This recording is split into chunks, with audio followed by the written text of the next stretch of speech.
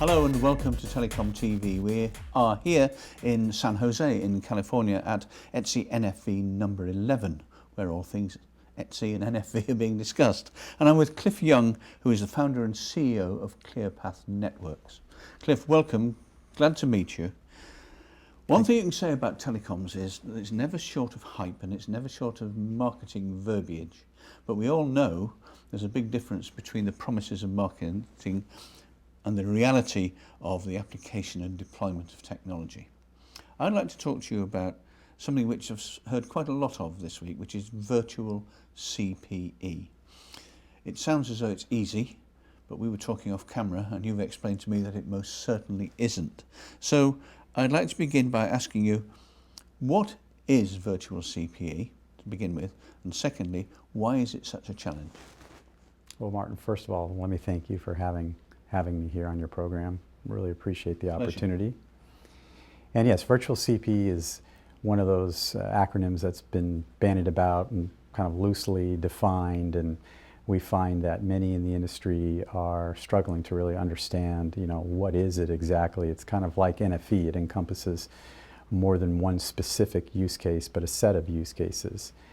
And the challenge with virtual CPE is that depending on how you're going to deploy it, it could be extremely simple or very, very complex.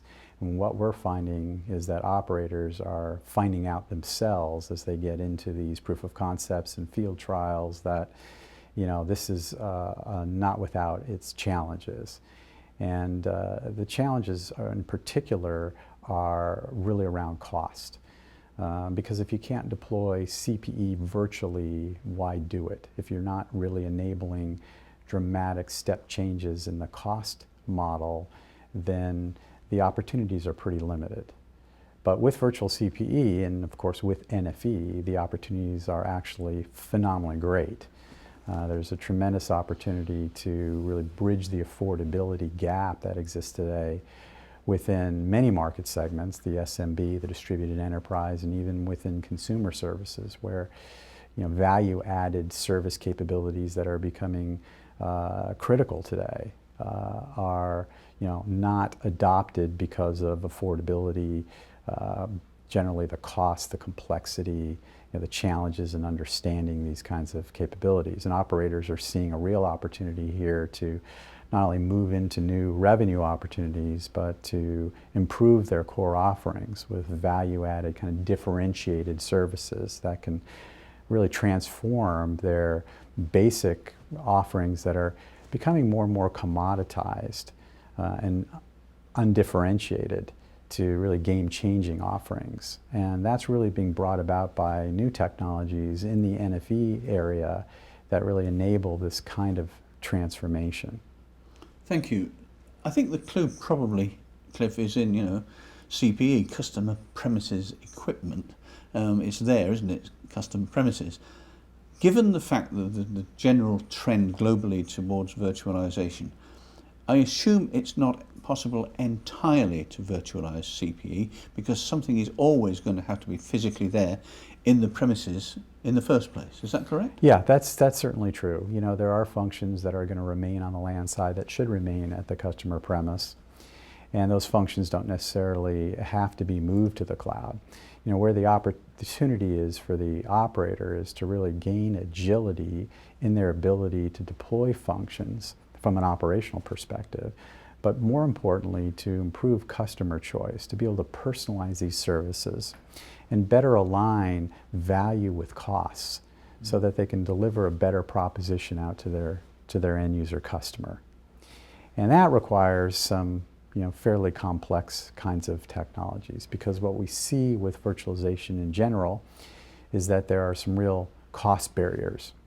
Once you virtualize a function, you have limitations, and how many times you can provide a KVM, a virtual instance on a CPU. You can only cut that CPU so many times, and so you've got limitations in terms of how many cores you've got on the hardware, and that's going to drive cost. So, one solution there is to actually take functions and service chain them within a single virtual machine.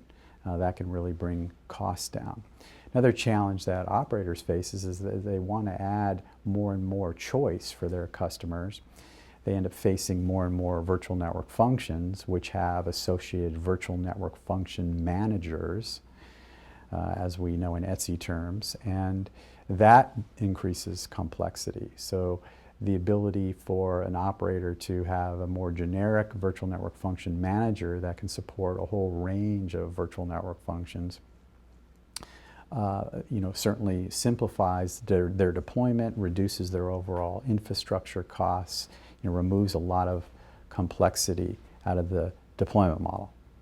And then beyond that, we see operators, wanting to leverage pure software now that they can orchestrate things and take more of a DevOps model. And so that opens up the possibilities that they can use more open source packages to create freemium offers for their end users and add value to their core offerings and then upsell from there. It gives them the ability to create very custom solutions and essentially operators being able to create their own virtual appliances dynamically in configurations that meet their customer requirements. Because what we see is there's a real time to revenue challenge as operators deploy things. They have to anticipate what the market requires. Market may not require those things by the time that they get out to market. So what they're looking to develop is a platform that can enable them to create their own recipes in terms of different types of virtual appliances in a more dynamic fashion to meet an ever-changing kind of dynamic market requirement. NFV, SDN, etc. are never short of acronyms, for sure, and new terminology. And terminology I've been reading and hearing more about recently is the notion of the containerization of NFV. Is that what you're talking about? Is this predicated on the ability to containerize? Yes, exactly. That's exactly right. So, to really get to the cost points that operators need, and they find this out as they start doing this business case, and they realize that, well, in the more traditional model of taking an appliance and virtualizing it and then orchestrating that life cycle, that they haven't really done a lot in terms of bringing the cost points down. And so they start looking for ways of containerizing these functions in a manner where they can use a very lightweight, low-cost container. They can service chain functions in a single virtual machine, or they can even virtualize the host OS to get these cost efficiencies.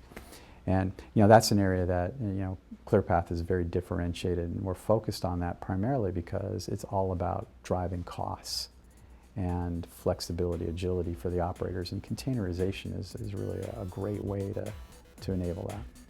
Very interesting, different, obviously developing story and a developing technology. Cliff Young, thank you very much indeed.